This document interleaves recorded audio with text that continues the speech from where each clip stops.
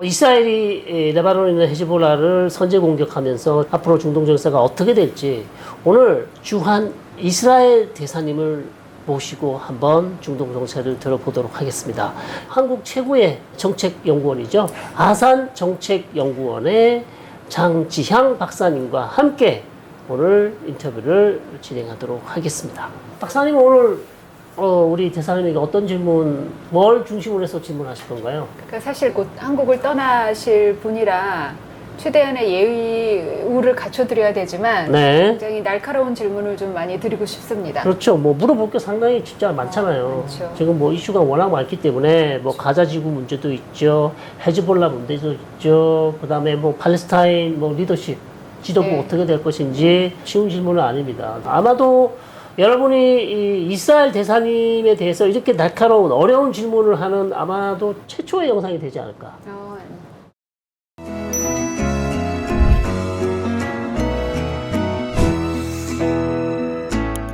반갑습니다, 대사님.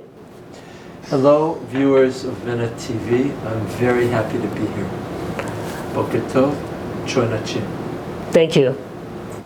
Why Israel initiated preemptive attack on Hezbollah? I think there was a clear indication that Hezbollah was going to fire at the center of Israel. And the moment we understood it, we took preemptive action in order to destroy the rocket launchers. Preemptive strikes are permitted under international law as an act of self-defense when there's a clear intent to attack. Setting up of rocket launchers, setting up of drone launching sites is a clear intention to attack, especially since Hezbollah said that they would do it. So this is what we did. I mean, I know that this is the first time, so why you didn't do that before? In this case, I believe that Hezbollah was organizing a massive strike, larger than ever before. So it's easy, you can pick up on it and you can deal with it.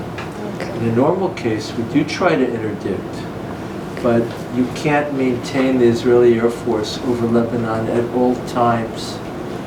There's a limit to what you can do when there's intermittent firing. But here there was a clear intention to launch a massive strike on Israel. Okay. So what should be done? I mean, the conflict between Hezbollah and Israel will end before this. What should be done in the For Hezbollah and Israel? Yeah. Well, we could ask Hezbollah to change its ideology. Hezbollah has really no claims against Israel. Israel is not infringing on the Lebanese territory or the Lebanese sovereignty in any way.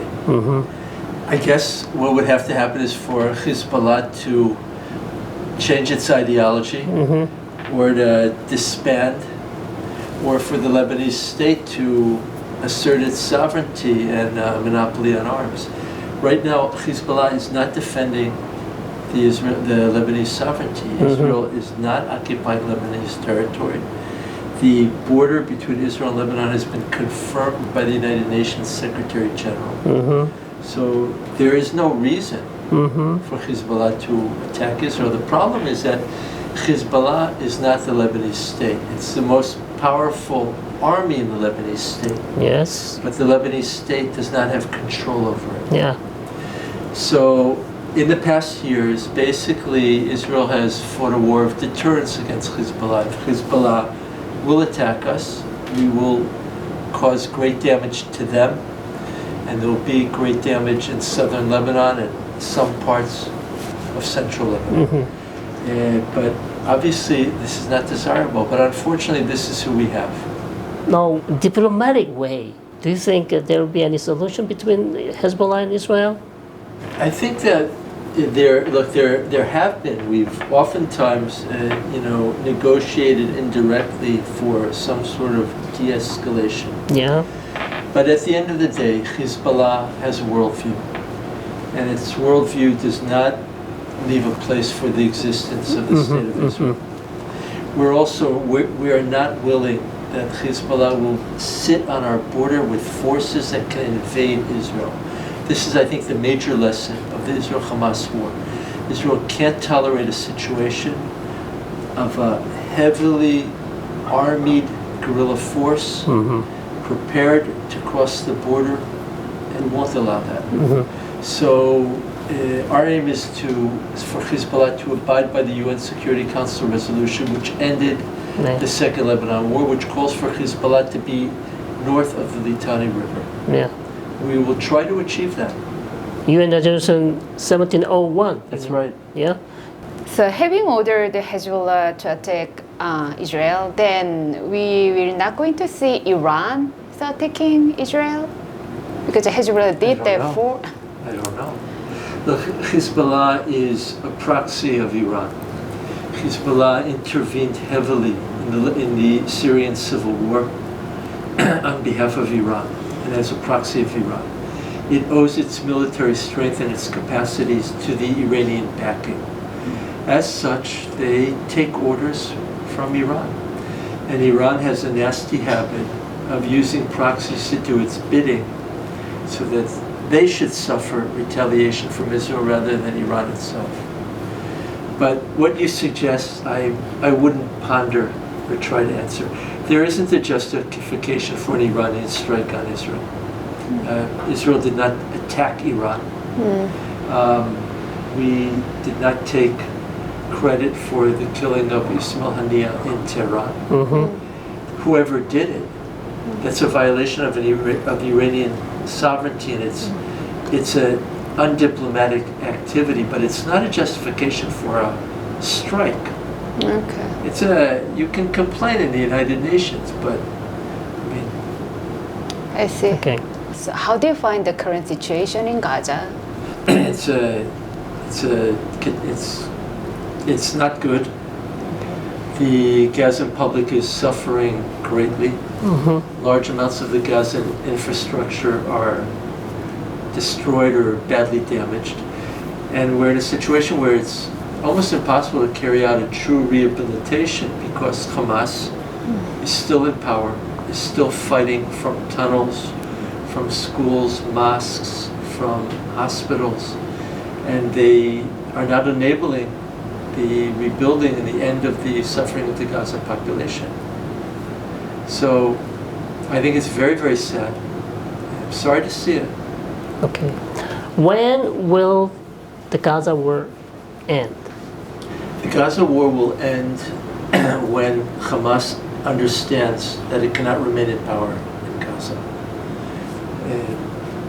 We don't have to get to a situation where every Gazan fighter is killed, or even, hopefully they'll surrender, perhaps they'll leave the area, but Israel will not agree that Hamas will continue to rule the Gaza region, reassert itself, rebuild itself, and emerge triumphant as the leadership principle in this place.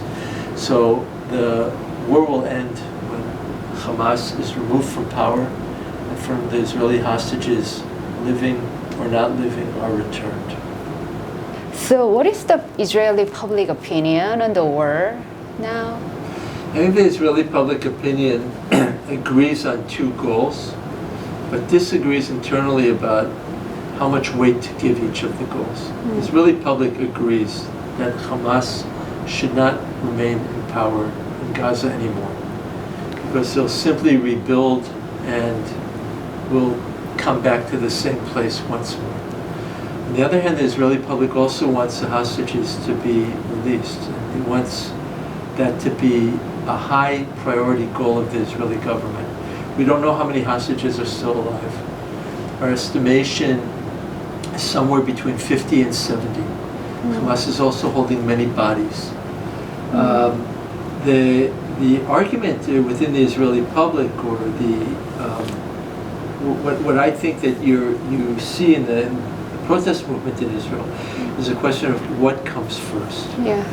Is it most important that we free the hostages and exercise the principle of Israeli solidarity, internal unity, mutual responsibility, even if we leave Hamas in power? Or is the primary goal our self-defense, to defeat this organization by not allowing them to remain there and achieving the hostages at a later date? In my opinion, the Israeli public is in the middle. The true Israeli public is holding on to both of these goals, but they're pulling in different directions and they're painful. How is that like compatible? I mean, is They're not truly compatible, but sometimes you have to pursue goals that are not mutually compatible. That's most of life is like that.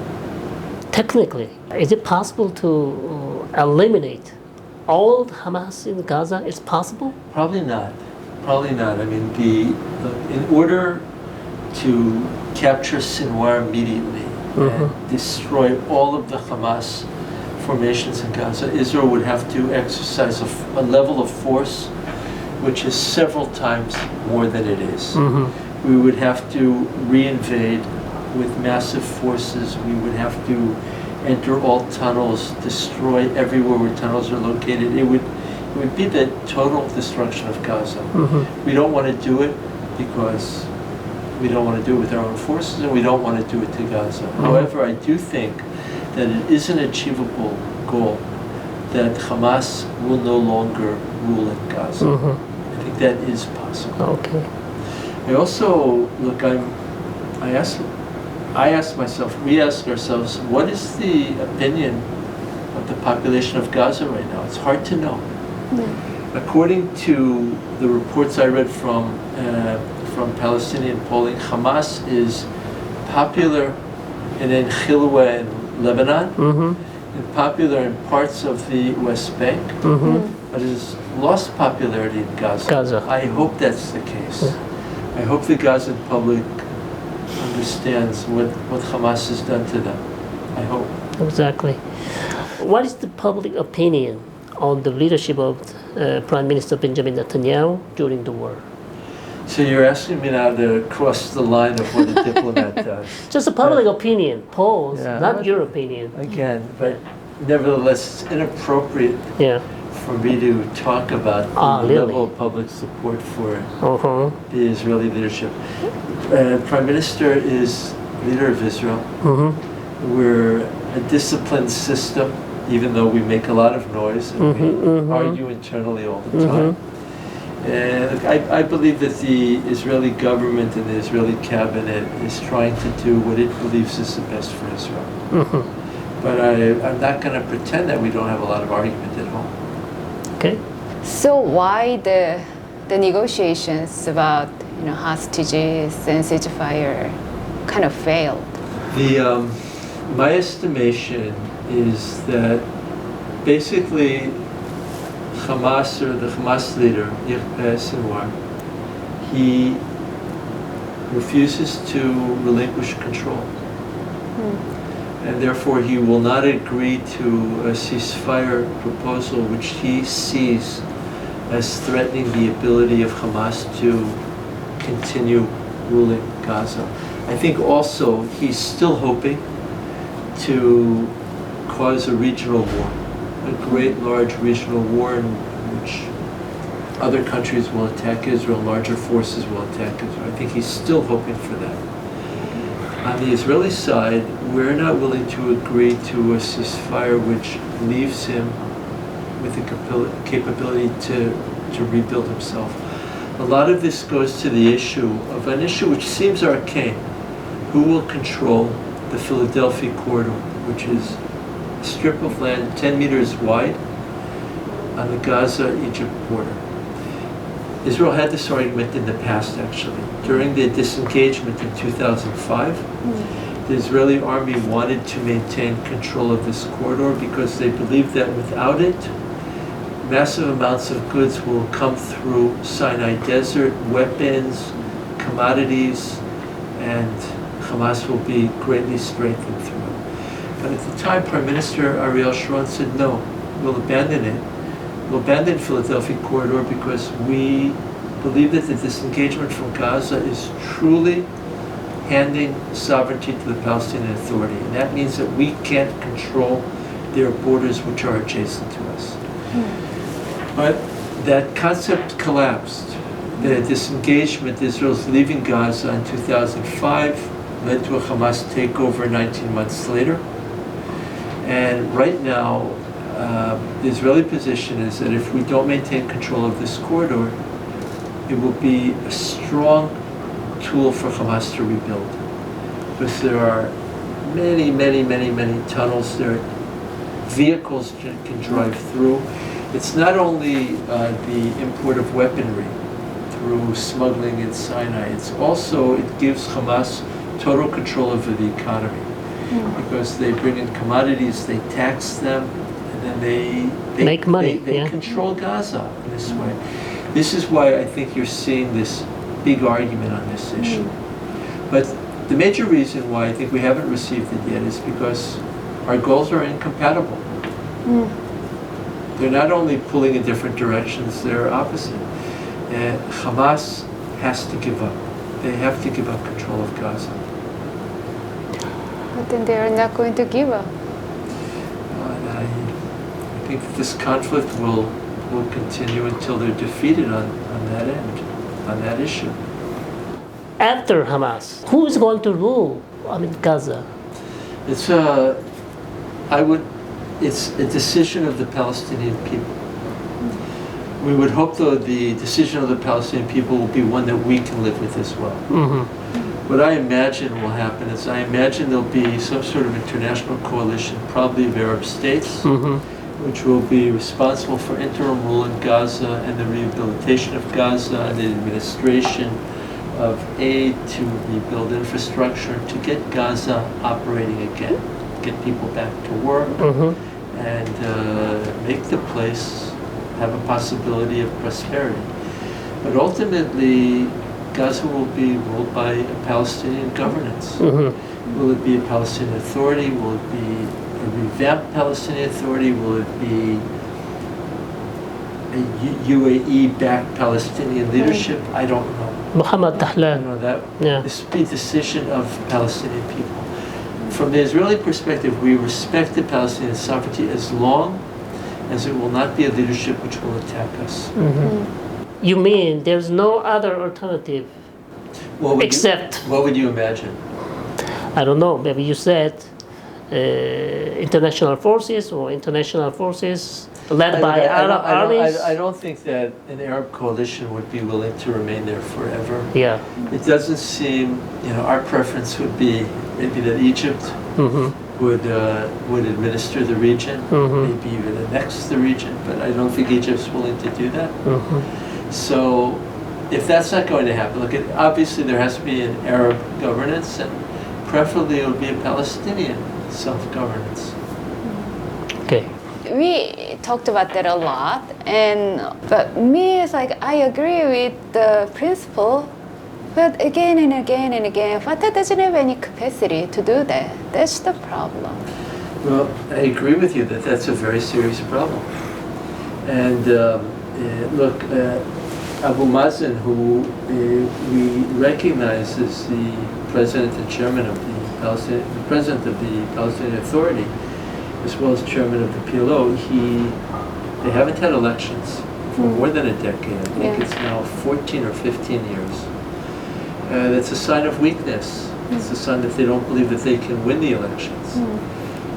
I think this has been the tragedy of the Palestinian national movement, is that when it's had fair opportunities to assert sovereignty and to rule itself, the leadership principle is either fractured or failed. But it doesn't mean that we don't have to try again. That's a good point. I agree. They're our neighbors. We're not going to displace the Palestinian people. They're not going to displace us. We have to find a way to live alongside each other.